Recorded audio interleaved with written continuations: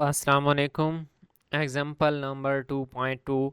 Find the electric field a distance z above the midpoint of a straight line segment of length 12 that carries a uniform line charge lambda. अब यहाँ पे हमारे पास एक wire है जिसकी length है 12। उसके मिड पॉइंट से हमने डिस्टेंस z लेना है। ठीक है, डिस्टेंस z पे फील्ड पॉइंट लेना है और उसकी फील्ड फाइंड करनी है जैसा कि फिगर में दिखाया गया है। तो सेम यही काम हम करने वाले हैं लेकिन बुक से थोड़ा सा डिफरेंट वे से। अब ये हमारे पास वही लाइन है, ये देखें, ये हमारे पास है लेंथ 12 की। ठीक है, मिड पॉइंट से एक तरफ हमारे पास एल आ जाएगा और मिड पॉइंट से दूसरी तरफ भी हमारे पास एल आ जाएगा डिस्टेंस।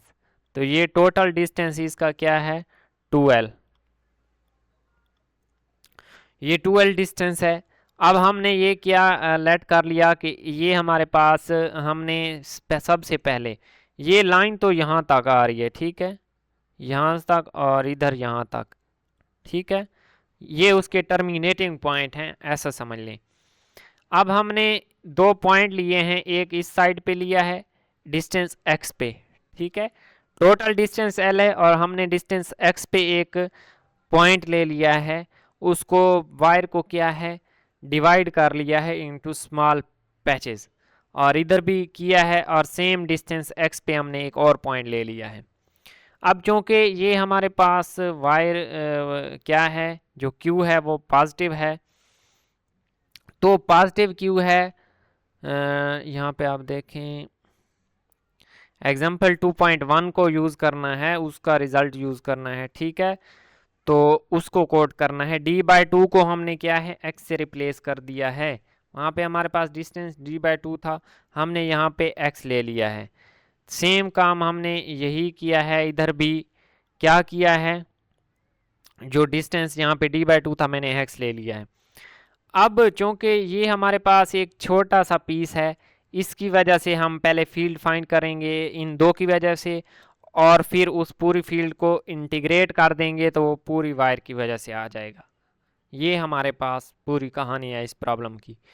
अब इसको मैं अगर ये स्मॉल पीस है dq1 इसको कह दूं, और इसकी वजह से जो इलेक्ट्रिक फील्ड होगा वो de1 होगा। ठीक है, इसके साथ हमने d लगाना है क्योंकि ये हमारे पास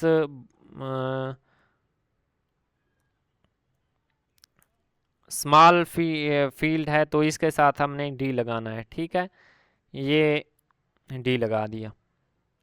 अब ये फील्ड है, अब इसके कंपोनेंट्स जैसा कि प्रॉब्लम 1 में, प्रॉब्लम 2 में किया, एग्जाम्पल 2.1 में किया, इसमें भी इसके कंपोनेंट्स ड्रा करने हैं। अब यहाँ पे थीटा के सामने वाला है साइन कंपोनेंट, तो साइन कंपोनेंट आपस में ये देखें टाई हो रहे हैं, वो एक दूसरे को कैंसिल कर देंगे।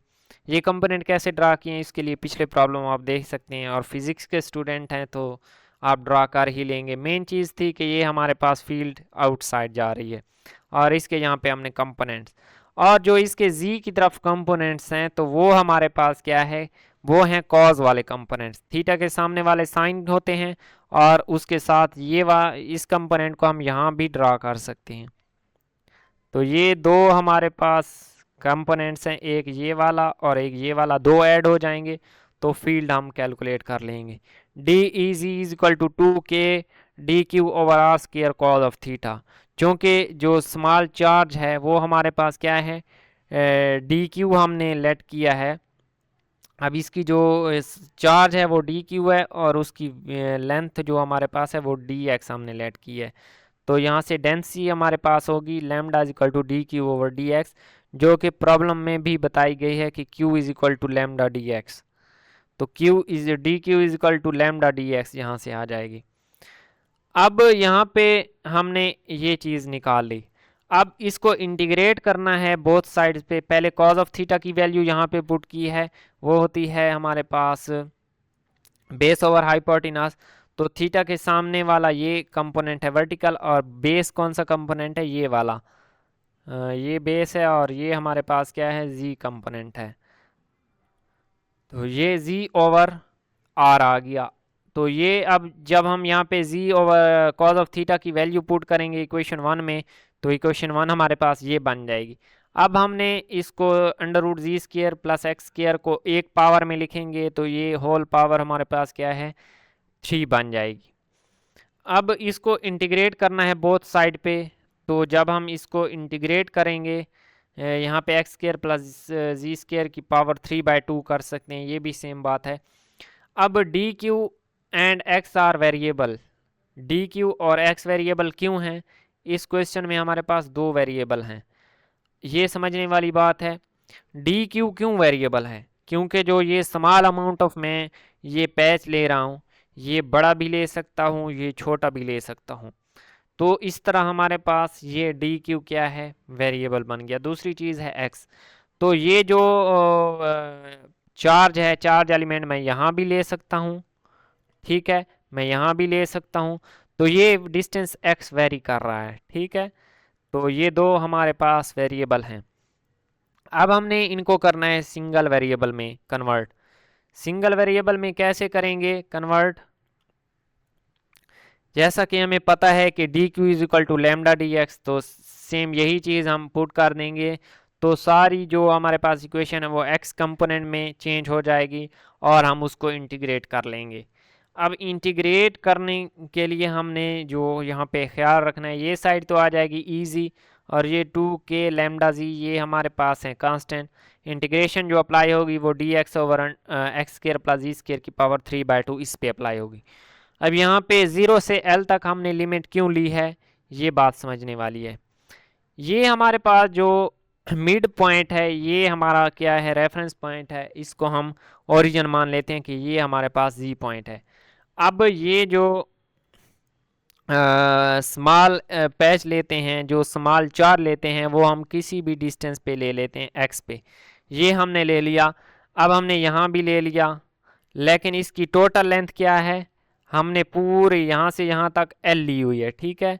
तो जब हम इसको किसके साथ 0 से L तक इंटीग्रेट करेंगे, तो इस साइड के सारे हमारे पास चार्ज आ जाएगा कंप्लीट, और इस साइड पे करेंगे 0 से L तक तो वो भी आ जाएगा कंप्लीट। लेकिन हमने 0 से L एक बार क्यों लिया है, तो 2 को हम यहाँ यहीं पे ऑलरेडी मल्टीप्लाई कर चुके हैं, तो हम लिमिट अब क्या लेंगे 0 से L, 0 से L लिमिट ले ली। अब इंटीग्रेशन यहाँ पे सिंपल है, लेट करना है x is equal to g tangent of theta. अब जब g tangent of theta let किया है तो dx हमारे पास आएगा g secant square theta D theta. अब यहाँ से टेंजेंट थीटा की वैल्यू आ जाएगी x ओवर जी, ये याद रखनी है, ये आगे हम पुट करेंगे। तो dx की वैल्यू और x की वैल्यू सिंपली पुट की है इस इक्वेशन में, इक्वेशन 3 में, तो हमारे पास ये रिजल्ट बन गया है। अब secant square theta D theta 2k lambda g square, ठीक है। जी स्क्वायर कैसे आ गया, क्योंकि dx की जगह हमने क्या पुट किया है जी सीकेंड स्क्वायर, और एक जी पहले से था, तो ये जी स्क्वायर बन गया। अब 2k लैम्डा जी स्क्वायर 0 से L, अब यहाँ से हमारे पास जी सीकेंड जी टेंजेंट थीटा है, इसका होल का स्क्वायर है, तो ये जी स्क्वायर टेंजेंट स्क्वायर थीटा बन जाएगा प्लस जी स्क्वायर। अब इसमें से जी स्क्वायर को कॉमन ले लिया, जी स्क्वायर उसकी पावर 3/2, अंदर क्या आ जाएगा टेंजेंट स्क्वायर थीटा, ये स्क्वायर इधर नहीं बल्कि यहाँ आना था, ठीक है, tangent square theta plus 1 whole power 3/2, ठीक है। इसको आप लोगों ने सेट कर लेना है। ये तो ये हमारे पास आ गया टेंजेंट स्क्वायर थीटा प्लस 1 की पावर 3/2। अब ये 2 और ये 2 आपस में क्या है कैंसिल हो जाएंगे, तो ये पावर क्या बन जाएगी 3 बच जाएगी, और ये टेंजेंट स्क्वायर थीटा प्लस 1 ये हमारे पास एक आइडेंटिटी है जो कि सीकेंड स्क्वायर थीटा की इक्वल है, और अगेन ये वाला 2 और ये वाला 2 आपस में कैंसिल हो गए, तो ये बन गया जी क्यूब, मैंने बाहर निकाल लिया कांस्टेंट है, और ये सीकेंड क्यूब है। अब ये यहाँ पे सीकेंड स्क्वायर थीटा इसके साथ 3 के साथ कैंसिल हो जाएगा, और यहाँ पे बच जाएगा सीकेंड ऑफ थीटा। अब सिमिलरली यहाँ पे ये जी स्क्वायर कैंसिल हो जाएगा 3 के साथ, और ये जी बच जाएगा 2k लैम्डा ओवर जी इंटू 0 से L D theta over secant theta. Secant theta हमारे पास कॉस थीटा के इक्वल है, जिसकी इंटीग्रेशन हमारे पास है साइन थीटा, और लिमिट पुट कर देंगे 0 से L तक।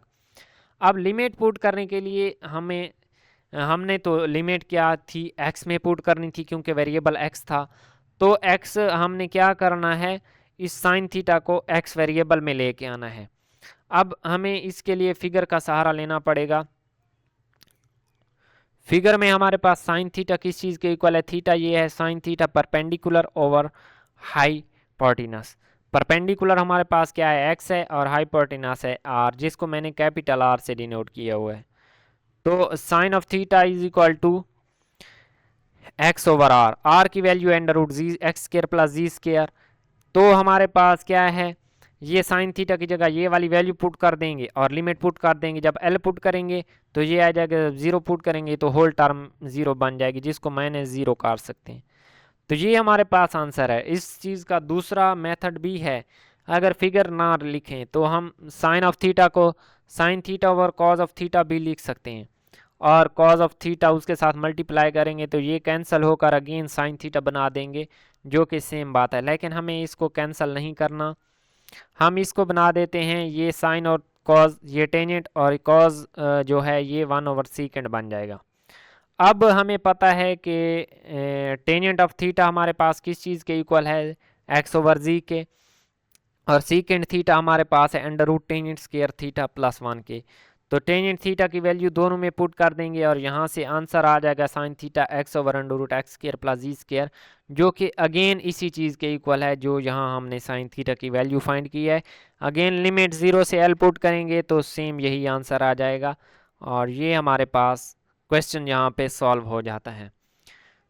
ये इम्पॉर्टेंट है, क्यों इम्पॉर्टेंट है, क्योंकि ये जो एग्जांपल है इसका रिज़ल्ट आगे हमें प्रॉब्लम 4 में यूज़ करना है, और ये बहुत इम्पॉर्टेंट, ठीक है। बुक वाले ने थोड़ा डिफरेंट वे से किया हुआ है, आप इससे भी कर सकते हैं, लेकिन जो मैंने बताया है अपने कंसेप्ट के हिसाब से बताया है, आप वो तरीका भी फॉलो कर सकते हैं। लेकिन आंसर दोनों से हमारे पास क्या है, सेम ही आया है, और ये मैंने इसको ईजी लिख दिया है।